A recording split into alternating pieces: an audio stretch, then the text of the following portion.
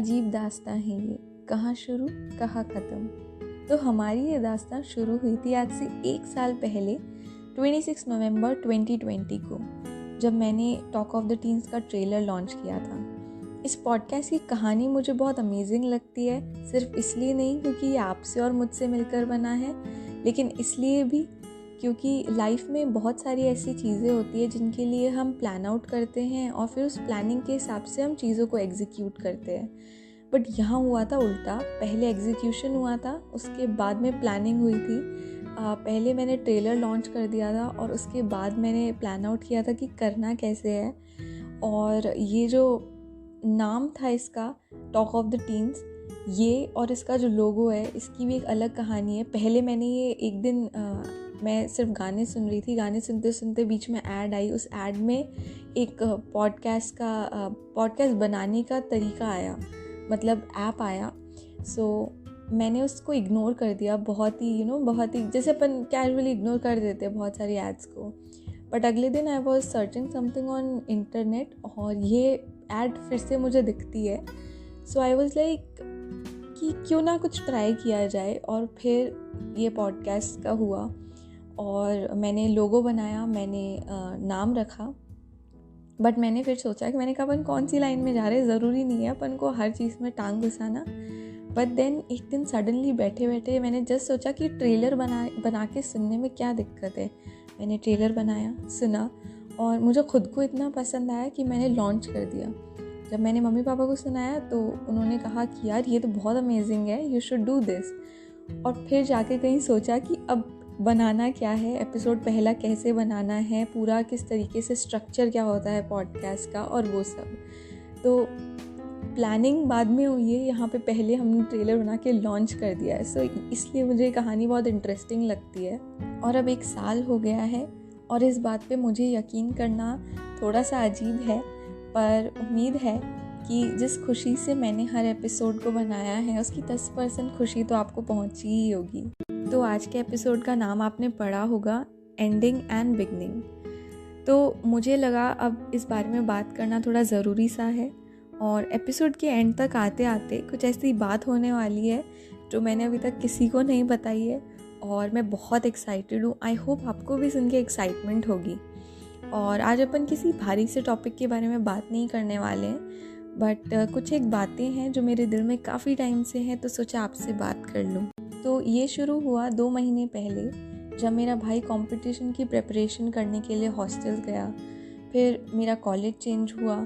फिर कई लाइफ में ऐसे इंसिडेंट हुए जिनसे लगा कि एंडिंग और बिगनिंग में कुछ खास फ़र्क है नहीं, बस अगर देखा जाए तो बहुत थिन लाइन है, जो मुझे तो काफ़ी लेट समझ आई। और अच्छी बात है कि समझ तो आई एक दोस्त से बात करते करते।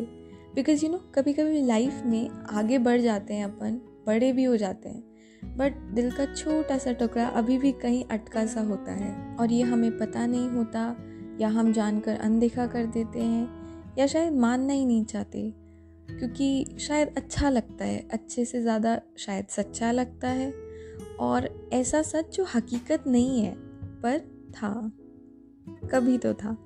ये रियलाइज़ हुआ मुझे किसी फेज़ का क्लोजर कितना इम्पोर्टेंट है, क्योंकि वक्त और रियलिटी के हिसाब से तो वो हिस्सा ख़त्म हो चुका है और हमारे हिसाब से वो हिस्सा आज भी वैसा का वैसा ही है। तो ये एक बात है, जब मैं 16 साल की थी और कोचिंग जाती थी 11th स्टैंडर्ड में, फ़िज़िक्स के एक सर थे। उनसे मैंने सीखा है लाइफ में एंथुजियास्टिक होना और एनर्जेटिक होना, क्योंकि ये बात उन्हें बहुत डिफरेंट बनाती थी। इवन अगर कभी फ़िज़िक्स समझ नहीं भी आ रही होती थी तो उनको सुनना ही सिर्फ अच्छा लगता था, क्योंकि वो इतनी मेहनत करते थे। और शायद लास्ट के कुछ एक दिन पे उन्होंने एक गाना गाया, किशोर कुमार का सॉन्ग था वो, रुक जाना नहीं तू कहीं हार के। गाना तो मैंने पहले भी सुना था, पर वहाँ उस दिन उस गाने का एहसास हुआ कि चाहे आज के बाद कुछ भी हो जाए, थकना गिरना सब करेंगे पर रुकेंगे नहीं, क्योंकि रुक गए तो आगे के सफ़र को कैसे देखेंगे और फिर रास्ते को ख़त्म करके नए रास्ते पे कैसे पहुँचेंगे। और पता है, मुझे कभी कभी लगता है कि जिस चीज़ की तलाश के लिए हम मीलों की दूरी तय करते हैं पर फिर हिम्मत हार के रुक जाते हैं, हो सकता है कि 1 मील ही दूर हो वो चीज़ हमसे, you never know. So I guess चलते रहना बहुत ज़रूरी है। जो लोग मुझे करीब से जानते हैं उन्हें ये बात पता है कि मैं कभी भी पीछे मुड़ के बाय नहीं बोलती थी, क्योंकि मुझे अच्छा नहीं लगता था किसी का जाना। Basically I used to hate वो सेपरेशन वाला time, but now I realize कि पीछे मुड़ के उस लम्हे में रह के उसे अलविदा करना कितना ज़रूरी है, कितना सही है, एक स्माइल के साथ। क्योंकि ऐसा करने से अब आप इस बात को रियलाइज़ करते हो कि आपको आपकी मंजिल पे आगे बढ़ना है और जिनको आपने अलविदा किया है उन्हें अपनी पे। और ये जो आखिरी लम्हा है, इससे एस्केप करने की जगह आपको इसको एक खूबसूरत सी मेमोरी बनाना है। और फिर आगे कैसे हालातों से रूबरू होना है, किन लोगों से मिलना है, वो सब लाइफ पे छोड़ दो ताकि आपको सरप्राइज़ मिल सके। और इसीलिए एंडिंग या क्लोजर पहले फेज़ की बहुत ज़रूरी है, वरना बिगनिंग अगर अपन कर भी लेंगे तो पहले वाली चीज़ परेशान करेगी और नई बिगनिंग का मज़ा लेने की जगह हम परेशान होंगे या फ्रस्ट्रेट होंगे। और साइकोलॉजी में इसे फिक्सेशन कहते हैं, तो मतलब ले दे के बसड़ मत जानी है। तो हर इंसान की अपनी स्ट्रैटेजी होती है, अपने प्लान्स होते हैं फेज़ एंड करने के और न्यू फेज़ में एंटर करने के। और ये मेरा है कि मैं आपसे बात कर रही हूँ और आज आपसे बात करते हुए मैं कुछ एक फ़ेज़ को एंड कर रही हूँ और न्यू बिगनिंग के लिए, न्यू सरप्राइजेस के लिए खुद को ओपन कर रही हूँ। और अपने कुछ पुराने फेज़ के साथ क्लोजर है ये टॉक ऑफ द टीन्स का भी, और ये शो का आखिरी एपिसोड है, क्योंकि अब आने वाले 1 महीने के बाद मैं हो जाऊँगी 21 की, जो कि टीनेज से बिल्कुल बाहर है।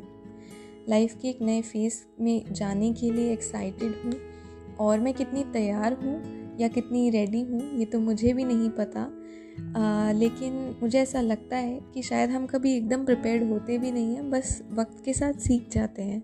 तो मैं तैयार हूँ सीखने के लिए। अब वो बात जिसके लिए मैं एक्साइटेड हूँ और अब मैं नहीं रोक पा रही आपको बताने से, तो वो ये बात है कि जैसा आपने सुना कि टॉक ऑफ द टीन्स का एंड हो रहा है, पर शुरू हो रहा है टॉक ऑफ द ट्विंस नए साल में। ट्विंस वो लोग हैं जो 21 से 29 की एज के होते हैं। तो मैं आपसे अब बातें करूँगी नए साल में, और बातें अब नई उम्र की और नए इश्यूज़ की। कहते हैं 21 से इंसान अपने लाइफ के उस फेज़ में आता है जब वो दुनिया की भीड़ में अपने आप को इस्टेब्लिश करता है।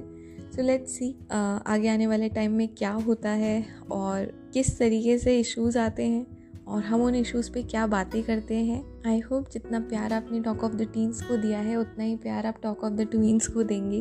तो फिर बातें करते हैं अपन नए साल में। अगर आप अपनी कोई बात मुझ तक पहुंचाना चाहते हैं तो आप मेरे इंस्टाग्राम हैंडल पे मैसेज कर सकते हैं, या फिर बायो में दिए गए लिंक पे आप मुझे वॉइस मैसेज भी कर सकते हैं। And thank you so much आप सबको इतना सपोर्ट करने के लिए और इतना प्यार करने के लिए। Thank you and bye bye.